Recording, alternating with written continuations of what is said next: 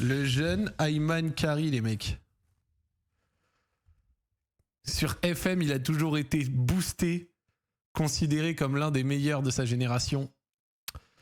Et à qui, apparemment, voilà quoi, la tournure de sa carrière a pris même une fin.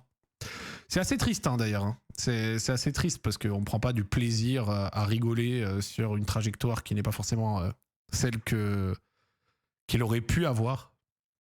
Mais on va lire un article parce que je trouve ça intéressant. Perçu comme un crack au PSG comme à la FFF, le milieu de terrain Ayman Kari, formé aux côtés de Zahir Emery, a progressivement décroché du football de haut niveau avant de mettre fin cet été, provisoirement, à sa carrière à seulement 21 ans.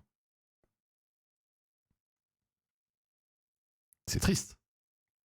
Dans un monde normal, Kari aurait achevé la dernière trêve internationale au milieu de l'équipe de France Espoir à Clairefontaine et retrouvé dans la foulée au campus de Poissy ses coéquipiers parisiens, champions d'Europe. Mais ce monde-là n'existe plus pour le jeune homme de 21 ans. En cet hiver 2025, le mystère enveloppe le milieu formé au PSG et grand espoir de sa génération. Ses coéquipiers au centre de formation se heurtent invariablement ces derniers mois à sa messagerie. Pas de son et pas d'image. Plus de réseaux sociaux officiels. Pas de son, pas d'image, plus de réseaux sociaux. Pour eux, Kari est introuvable. Après plusieurs tentatives d'approche, l'intéressé a poliment décliné notre demande d'entretien. C'est plus proche que nous avons joint, répète. Il va bien, ne vous inquiétez pas, il n'y a rien à comprendre. Comment un gamin de 21 ans, 19 matchs de Ligue 1, à qui l'on promettait une carrière prometteuse, se retrouve sans club à disparaître du paysage du monde pro du jour au lendemain? Tenter de comprendre la trajectoire de Kari, dont l'avenir semblait tracé dès ses 12 ans, impose une plongée dans les souvenirs.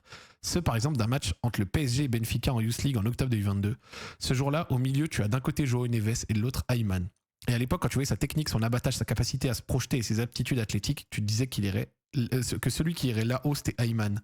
Se souvient un scout d'un très grand club européen. Il avait tout Ayman. Il était intrinsèquement meilleur que les Joao ou Warren. Le football se joue aussi dans la tête. J'avais entendu parler d'une envie d'arrêter le foot déjà très jeune chez lui.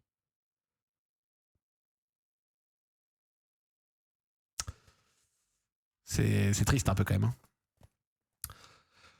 Il faut pousser jusqu'à Villejuif, là où il a grandi, pour essayer de trouver quelques explications. Ceux qui l'ont croisé récemment décrivent son nouveau quotidien avec les journées d'un jeune homme de son âge, avec ses potes. Loin du foot. Il va bien, il fait sa petite vie. Le football pro semble si loin. Fini, lâche-t-on du bout des lèvres comme si on voulait encore y croire. Ce n'est ni l'argent ni un dégoût, c'est une décision personnelle d'un jeune homme qui estime qu'il n'est pas fait pour ce monde-là. La décision d'un joueur appelé au haut niveau qui, après 8 ans de formation, décide pour l'instant de ne plus pousser le voyage pro plus loin, l'interpelle. Je ne pense pas qu'il faille trop intellectualiser ou chercher des raisons farfelues, ce n'est ni l'argent ni un dégoût, c'est une décision personnelle d'un jeune homme qui estime qu'il n'est pas fait pour ce monde pro, c'est une réflexion qui vient de loin. Mais d'où précisément? Peut-être fin 2022. Kari choisit malgré les sollicitations de City ou de Bayern Munich de signer un contrat pro très lucratif au PSG.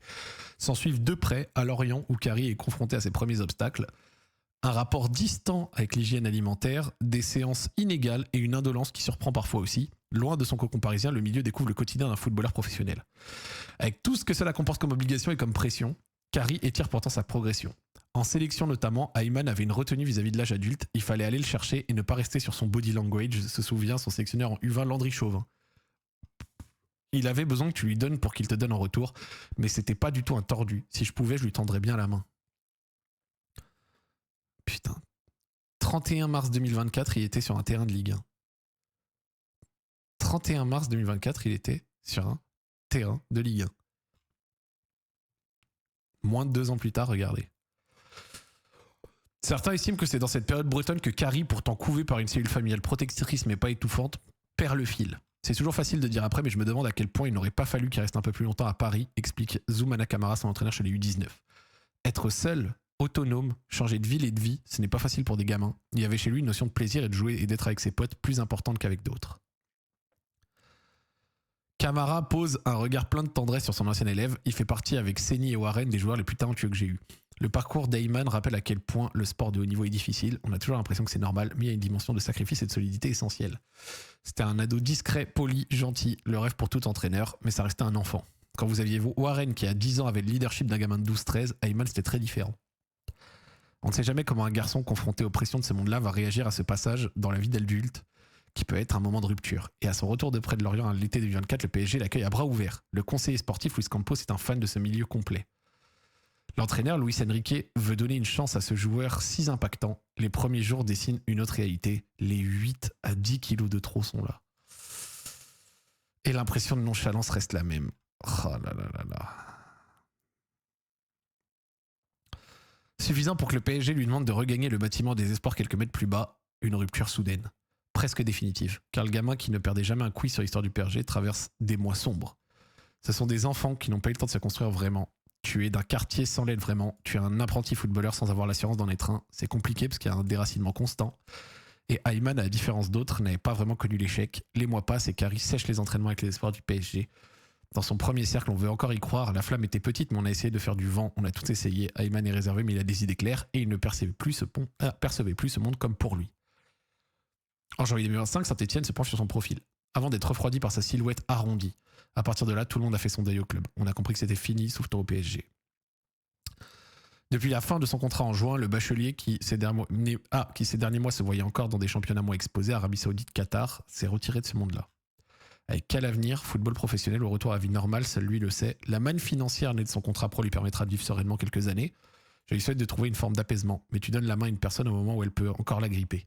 Et en cet hiver 2025, Carrie n'en est sans doute pas encore là. Ouais, ça fait de la peine. Et les gens sur internet, des fois, vraiment, vous savez, genre je vais le dire parce que je vais prendre un message au hasard dans le chat, enfin pas au hasard, mais qui m'a interpellé dans le chat, mais des fois vous n'êtes pas obligé d'être des étrons humains. Hein. Genre c'est pas tout blanc ou tout noir, quoi. Juste un branleur, quoi, on va pas le pleurer. Chef, c'est un gamin de 20 ans. Entre le pleurer et se réjouir, genre le traiter de branleur, il y a quand même tout un lot de gris. En plus, genre il suffit de lire entre les lignes, dans le sens où il a supprimé tous ses réseaux, il a changé de numéro de téléphone, il veut plus entendre parler du foot, il n'a pas aimé son passage à Lorient, ça s'est mal passé pour lui, parce qu'il y a 19-20 ans, il était déraciné là-bas. Et ensuite, à 20 ans, il arrive et il a pris 8 kilos. Mais prendre 8 kilos, c'est les symptômes d'une dépression, frère. Ça se sent, tu vois, qu'il y a un aspect psychologique là-dedans. Genre, on peut aussi se dire que on va pas le pleurer parce que c'est pas un SDF, c'est pas quelqu'un qui est dans la rue, c'est pas quelqu'un qui est en galère de ouf. Il a encore son contrat pro qui lui a apporté des sous qui va lui permettre de vivre. Donc, je dis pas il faut le pleurer en mode oh le pauvre il a pas signé pro. Mais entre oh le pauvre il a pas signé pro et se dire qu'il a peut-être vécu des choses difficiles qui font pas rire, genre on n'y gagne rien à le traiter juste de branleur parce qu'on ne sait pas la vérité. On a une partie de la vérité qu'il est arrivé en surpoids, qu'il a séché des entraînements, mais on a aussi une autre partie du récit qui, si tu connectes les lignes, te fait dire que c'était peut-être un peu plus difficile. Genre, je dis une bêtise. Si là, tout de suite, on apprend que, j'en sais rien, l'un de ses proches est mort, un truc comme ça, que ça l'a fait sombrer, enfin, genre, tu dirais la même chose ou pas? Donc, ce que je veux dire, c'est faut avoir ce soupçon de se dire que c'est dommage pour lui. Mais on n'est pas obligé de direct aller dire oh, mais c'était un branleur, gros sac qui aimait le Uber Eats, bien fait pour lui. C'est naze. Genre, ayons un peu de ce bon soupçon de se dire que, ok, ça n'a peut-être pas marché pour lui, il est parti dans son coin, on lui souhaite que ça aille mieux, mais quand tu vois à peu près ce qui se passe, on peut quand même se dire qu'il a vécu des choses peut-être pas drôles, tu vois. Et donc, du coup, sans l'apitoyer, sans le pleurer, oh, pauvre Ayman Carrie, on peut aussi se dire. On espère que les raisons qui l'ont poussé dans ça se sont peut-être résolues. Parce que tu vois, genre les proches qui disent ouais non tout va bien, il y a rien à comprendre. Pareil. Genre quand tu reviens avec 10 kilos et que tu sèches des entraînements, il y a un mal plus profond. Que dans l'article, il te parle de comment le fait d'être allé tout seul à Lorient à 19 piges, ça l'a pas aidé, enfin ça lui a pas convenu, quoi, tu vois. T'as ces entraîneurs qui disent qu'il avait besoin d'être couvier, que c'était un joueur un peu sensible et tout machin. Voilà, quoi. Il avait pas le niveau de maturité d'un Zaïre Emery. On lui souhaite, moi je lui souhaite que ça aille. Je lui souhaite que ça aille, on lui souhaite force. Moi je me rappelle à l'époque, les gens qui suivaient dans mon chat, les jeunes du PSG, vous en parliez avec de grands mots, un peu à la manière de Mohamed El Arouche chez nous, hein, qui a vécu une trajectoire très triste également. Donc ouais.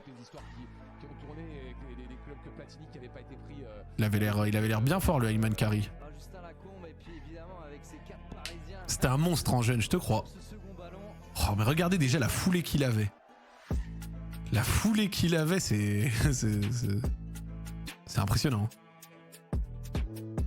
Sur FM boosté. Non mais regardez la foulée, les premiers mètres. C'est... C'était impressionnant.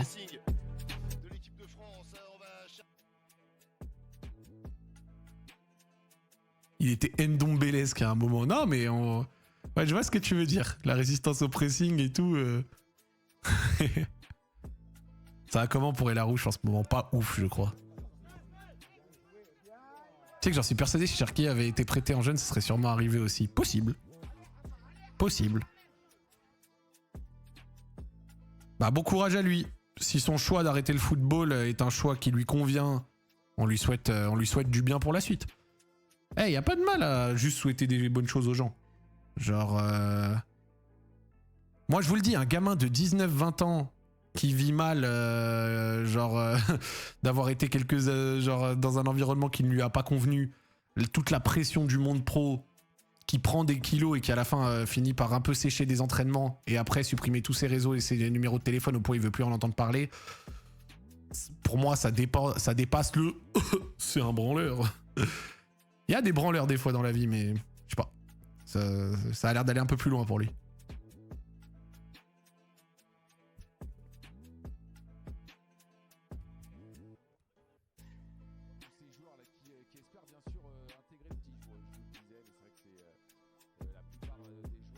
Les trajectoires de carrière ne tiennent tellement à rien de ouf, frère. Je suis d'accord avec toi. On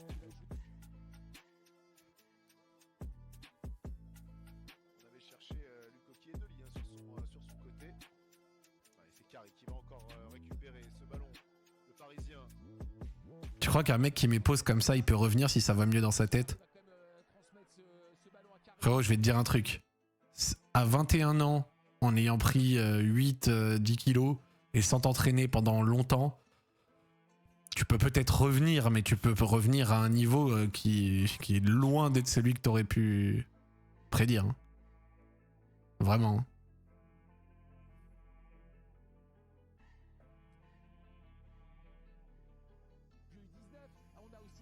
Manque de sensibilité du staff d'Enrique quand il revient en surpoids après la trêve, selon toi? Non, frère.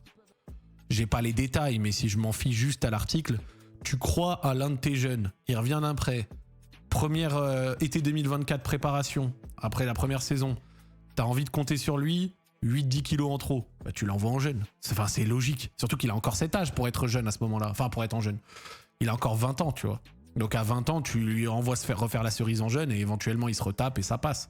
Mais bon, après, de ce qu'on entend, c'est qu'au lieu qu'il se retape, bah il a séché des entraînements, il a commencé à moins être dedans, donc voilà. Hein.